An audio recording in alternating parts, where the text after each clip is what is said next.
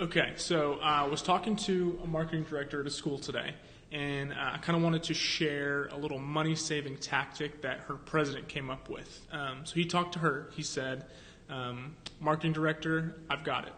Here's what we're going to do. Instead of spending all this money on Facebook and social media and paid advertising, we're going to stop. We're not going to do that. We're going to spend zero. But the catch is you're going to keep getting the same results with no money. It's brilliant. And she was so excited. Yeah, that's brilliant. I mean, genius. Yeah. Obviously, slight tones of sarcasm, and I'm sure some of you have kind of found yourself in that situation, and are given the impossible scenario of here's no money, do the same thing, or do more. Yeah. And we just kind of wanted to talk about how do you take on that circumstance, kind of what is possible, how do you approach things? Yeah, I think the first step is kind of talking about Facebook, if in particular, having paid versus organic. Paid, and most people know this. I'm not trying to teach anybody anything, but with paid, you can do the cool like retargeting. People that come to your website, you can then show them ads, and you can build audiences and do all this cool stuff, right? And go out there and find people that don't really know about your school.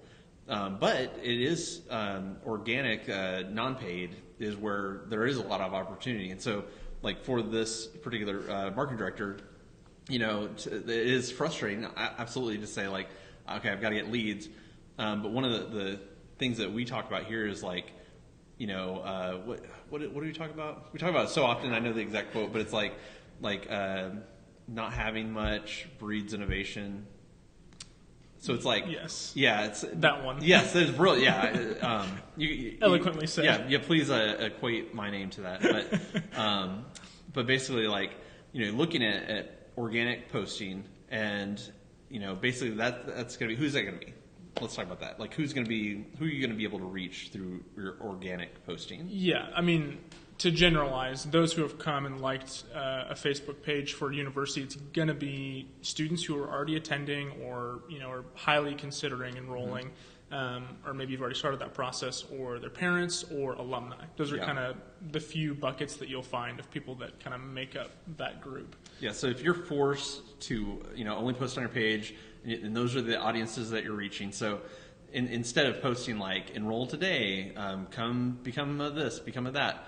Those people, they're going to see that and they're going to think like, okay, well that's cool. I hope somebody sees that, but that's not for me. Yeah, there's a 99% chance that message doesn't really resonate with people because they're already at your school and attending your school. Yeah, and as a marketing director, if you have to do non-paid, you may be like, well, okay, that's what I'm going to throw out there, right? But instead, letting that lack breed innovation. Yeah. You think about who you're talking to, and you say, okay, well, this is going to be a lot of alumni or current students. So when you share something, you think, well, hey alumni, or hey tribe, hey whatever, tell your friends about this. We're doing $100 off their application fee. Just thinking about different ways to engage that group, to then engage their fan base or their friend base.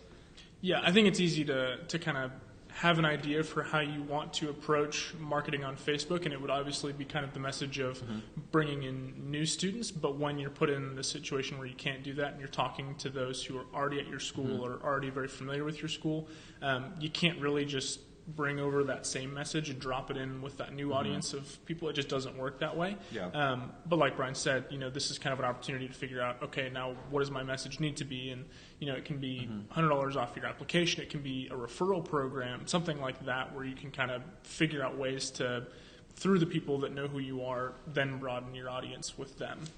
Yeah. And if you think about it, you're then having people that look like your students, right? Talking to like really potential students, and they're doing it versus you doing it. If they're doing it, it's just a lot more personal, and like they actually know the person, and then they can have a conversation and be those advocates for you, that you're like creating like an army versus like spending a bunch of money. Yeah, absolutely. Yeah. No, I love that. I think that's awesome. Any other thoughts?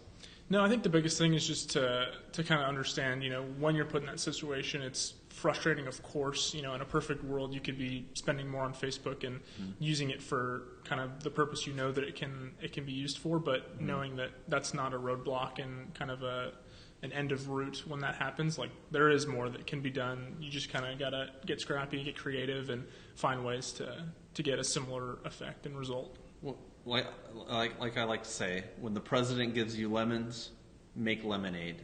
Yeah. Do I say that? I say that a lot. Yeah. I say that all the time. That one's yours because you added the My President. That's different than the original. Yes, Yeah. absolutely Yeah. so.